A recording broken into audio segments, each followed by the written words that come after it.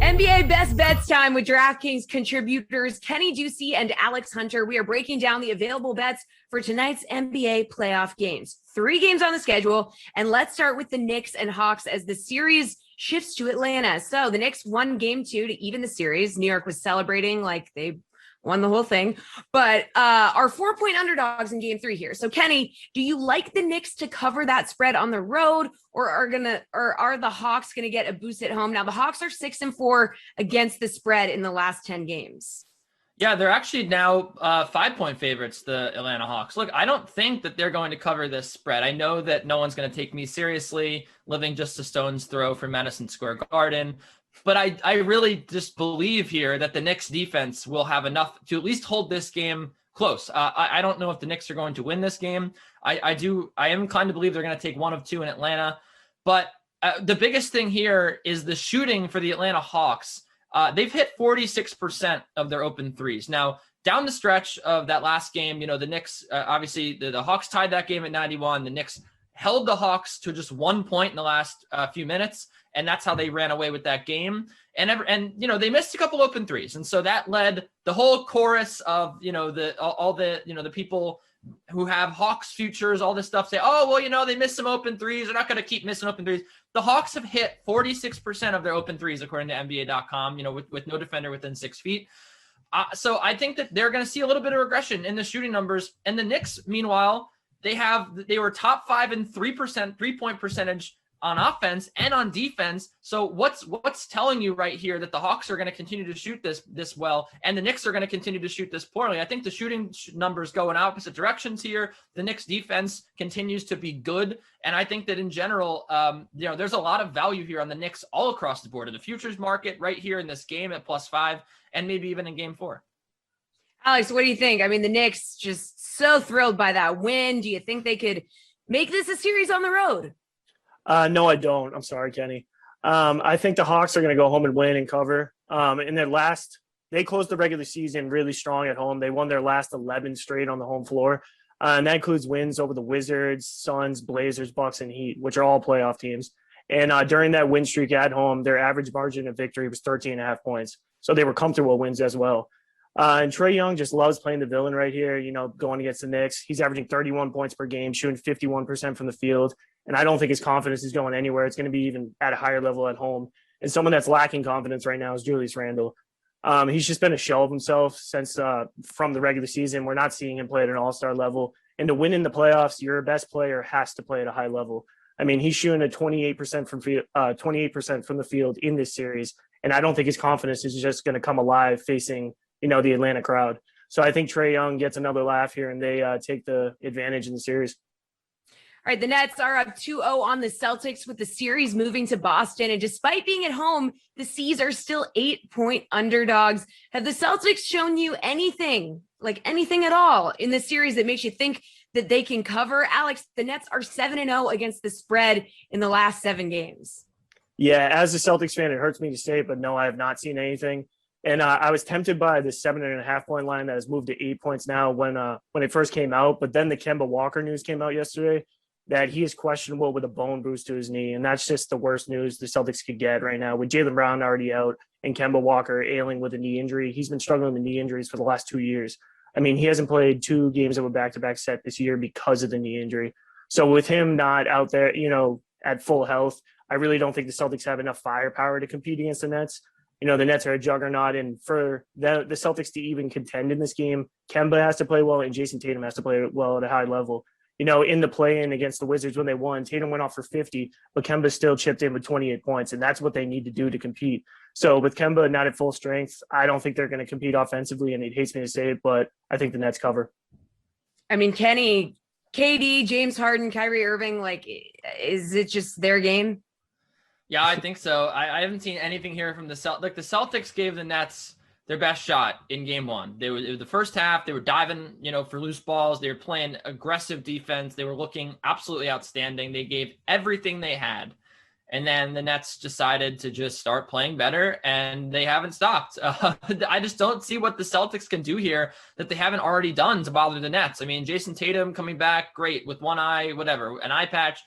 it doesn't matter. I just don't think it matters whatsoever. This team is just so significantly better and more talented than the Celtics. And everything I thought about this series has just been absolutely wrong. I mean, I thought that the Celtics rebounding was going to really bother the Nets. The Nets have not been the strongest down low. It has not done that. The defense, I thought, hey, the Nets aren't going to play defense. The Nets have one of the best defensive ratings of any team in the playoffs right now. I mean, they've been playing incredible defense. So everything we thought about this Nets team, everything we were criticizing them for, they've just stepped up and done better in those facets. They have not changed their personnel. They have not changed their game plan. These guys have just started maybe trying on defense now, trying to get rebounds. I don't really know how to explain it, but the Nets are now a very complete team, and I do think more than I did a month ago, poised to win the East. I thought the Sixers were the shoe in here. I thought maybe the Bucks would give the Nets trouble, but right now the way they're playing defense. And maybe it's just a lackluster Boston offense. I don't know. But the way they're playing defense right now, it's going to be very difficult to stop this team. Boston just has absolutely nothing that it can throw at the Nets to make this a close game. All right, well, the late game features the Clippers and Mavericks. Luka has dominated this series for the Mavs, but Dallas comes into game 3 as a 2-point home underdog. So do you believe the Clippers can make this a series on the road? Is their defense going to make an appearance, Kenny? Are we going to see some regression from this Mavs offense? No, we're not going to see any regression. They're going to continue to shoot 50% from 3 because that's what NBA teams do, especially in the playoffs against top 10 defenses. Yeah. No, we're going to see a big-time regression from this Mavericks offense. They are taking the fewest percentage of their looks inside 10 feet in the NBA playoffs right now at around 20%. I mean, this team is just not – they have no interest whatsoever in taking the ball in or posting up. They are just shooting from mid-range. They're shooting from outside, and they are hitting everything that they're looking at. Now, going home, you'd think, okay, well, you know, they're going to keep shooting high. Even if they keep shooting well, there's no way they're going to keep shooting 50% from 3. This is a Clippers team that ranked 8th in defensive efficiency. This is also a Clippers team that in the NBA playoffs has an offensive rating of over 128 points per 100 possessions. That's right. This team has done nothing wrong on offense. They're continuing to get buckets. Kawhi Leonard had a 40-point game last time out, and they still lost. There's just no way that this team, the Clippers, by the way, are great three-point defense as well. There's no way the Mavericks can keep hitting this level of shots. This is just ridiculous. They're going to see a big-time regression here. The Clippers are going to get back in this series. I don't think the Mavericks are like going to lose this series, outright. That's not what I'm saying. I mean, they could, but I just don't think that these next 2 games are going to be quite as easy as the first 2 were. Yeah, Alex, Luka, Kristaps, even Tim Hardaway Jr. have just been launching from near the logo without any hesitation at all here. Do you see a regression from them? Yeah, like Kenny said, I expect the Clippers to step up defensively. Like Kenny said, in the regular season, they were the 8th best defense, but they've been dead last in the playoffs. And but that shows you they have the talent and the personnel to be a good defense. And I think one of the adjustments they're going to make, I think they're going to put Kawhi Leonard more exclusively on Luka, try to bother him, and I think it's going to be effective.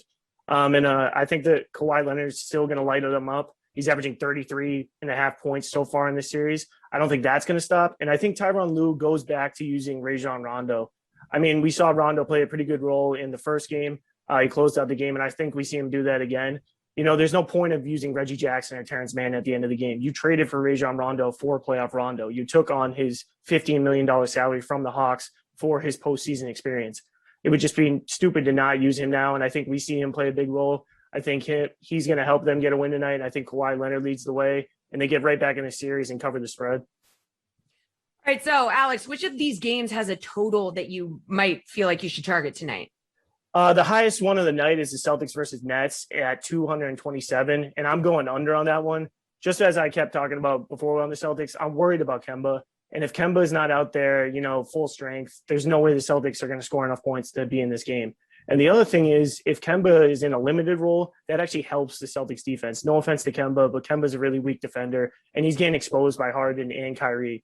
You know what I mean? And if he's out there for less minutes, the Celtics defense is going to improve. And I think their defense is going to improve anyways, playing at home in the Garden. So with, better defense and their offense still struggling, I think there's no way that this game goes over. Through the first 2 games, the average finishing total has been 217.5 points. So I don't know. I'm taking the under, and I want to take the under before we find out about Kemba, because if we find out Kemba is limited or he's a game time call, I think everybody's going to hammer this under and the number's going to go down. So I'm attacking now. Kenny, what do you think? A game total that is enticing to you? I like the over in the Knicks Hawks game, 211. I think that this total is respecting the Hawks defense a little too much. Look, the Hawks have just not done anything to limit this Knicks team on defense. The Knicks are just missing open looks that they normally hit. Alex has mentioned that the Knicks, Julius Randle looks a little lost on offense, but I still don't think, this team was one of the best three-point shooting teams all season long. The Hawks were one of the worst defenses all season long, near the bottom 10 in the league. And the Knicks were, for most of that game, were shooting 25% from three until they woke up late. I think that the Knicks are going to continue to see their shooting trend in a positive direction. I think that they will control this game a little bit on the glass as well. They've been one of the best rebounding teams. And so that leads me to believe that they're going to score a lot of points here. And the Hawks playing catch up, pushing the tempo, taking a lot of threes, they're a decent shooting team too. So I do think that there is a game script here where I could see that maybe the Knicks not winning this game, but maybe they jump out in front early. The Hawks have to start really pushing it and using their high-powered offense to get back. And I think that we could definitely see the total hit or the over hit on this very low total, 211, lowest of the night. All right, each of these games is also available as a showdown contest on DraftKings, or of course you can play the whole slate in a classic format. So who's the best DFS play for the NBA playoff slate tonight, Kenny?